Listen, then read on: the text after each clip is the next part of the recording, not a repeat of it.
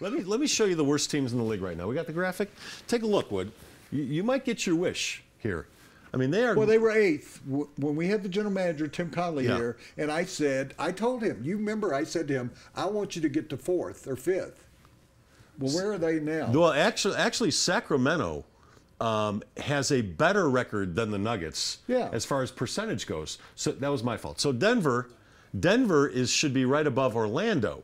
So there are only 1, 2, 3, 4, 5. That makes them the 6th worst team in the league. And I think Orlando can catch them any day now. I agree. So really, your goal should be to get to the Lakers. They're the 4th worst team in the league. My guess is, if they do end up losing, if they continue losing at the pace they're losing, they will be the 5th worst team in the league, which will enhance their shot at the ping pong balls. What is their percentage if they're 5th? All right. What would you guess? I would think it's around 4 or 5%. 12.5. 12.5. That's pretty Something good. like that. 10, 12. Yeah. That's pretty good. Yeah, because before, when they were 8th, it was like 2%. Yeah. So I want them. I think the Lakers are going to be hard to catch because that team is just crap. Yeah, you got to hope to settle in between Orlando and the Lakers there. Yeah, that's where you want to be. Because if you're in the top 5, you're going to get one of those team-changing players. I said Tim Conley was here, and he somewhat he was non-committal on it. I repeat it again. Okafor. You'll have a chance at Okafor. You have a pretty good chance to get the #1 pick, and you picked Okafor. He is a career-changing team changer. The kid that's in China, and forgive me, he's got a strange name, but he didn't go to SMU and play for Larry Brown. He decided at the last moment he wanted to play 1 year in China. He is like averaging 30 points and 8 assists or something.